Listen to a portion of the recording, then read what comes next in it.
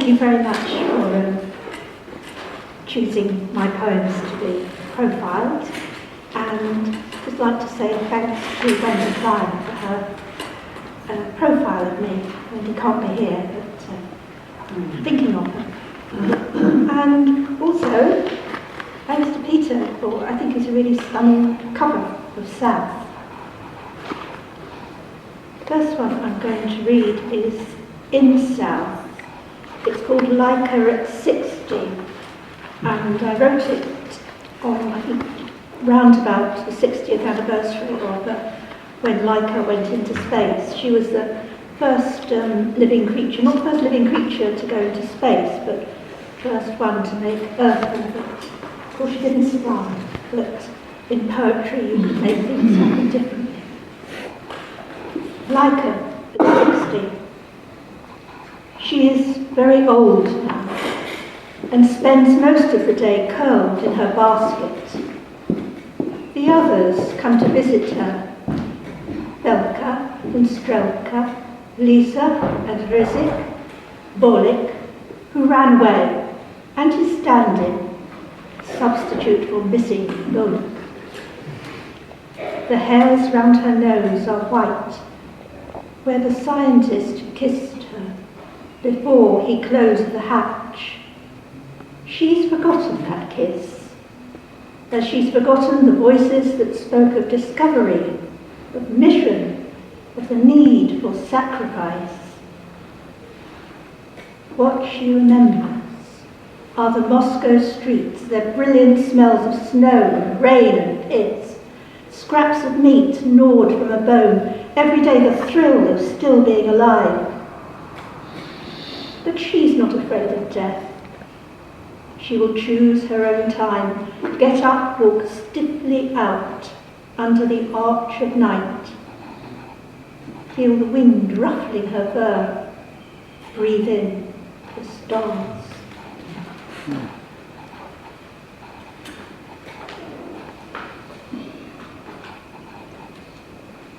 You're right, I do write about my family, and I write more about my father than my mother.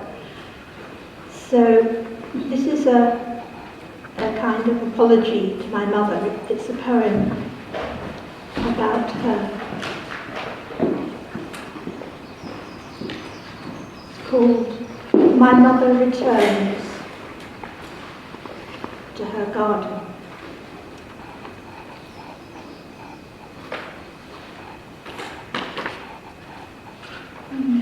Yep.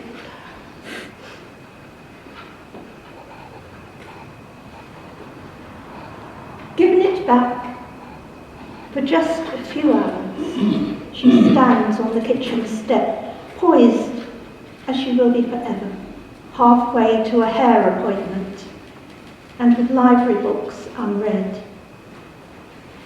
At the wild edges there is shelter for the deer brought here for sanctuary. The martin's nest is snug under the eaves, and all the bird feeders are full. Rains have nourished the pond, and frogs who provide a timid evening chorus. Now she has only to wait for the fox, who will come as night falls, picking his way between his stars. This is a more recent poem. It's called Holloway. Holloways are also called green lanes. They're these lanes that are lower than the surrounding land, and they've been made simply by people walking that way for sometimes hundreds of years. Some of them are very old. Holloway. At this time, when we pass each other warily, measuring the space between us, I'm drawn back to the hollow ways, to the green lanes made by centuries of walking villagers. Lanes that turn up at the corners, so there's no edge, only the bank's upstroke and branches pleating overhead, scattering sunlight, saving most for the white end around the corner. One in particular, called Deep Cutting, close by my mother's home, burrowed between head-high tree roots, banks of shining cranesbill moscatel. No buildings, little sky, no birds or animals, just our feet doing the same as feet have always done, agreeing with others. So that somewhere, beyond the memory of metalled roads and crowded thoroughfares, there are these paths that lead us towards the beginnings of purpose, individual as palm lines. Paths that I would walk with you now. And this is a poem about my father. It's actually it's not a long poem, but there are three sources. They sort of came together to make me write the poem. The first is that the snow country is the far north of Japan, where there is a lot of snow. And it's also a place where they make paper out of mulberry fibres by spreading them out on the snow to be bleached. Secondly, I happened to see a programme of a man in the snow country feeding Japanese cranes. And thirdly, my father once told me he didn't live in the snow country, but there was deep snow where he lived.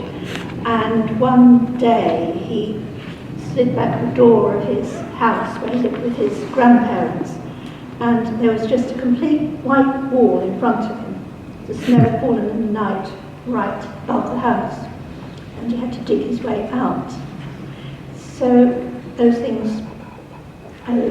three things come together in the poem, Cranes in the Snow Country. It has to be white, the paper.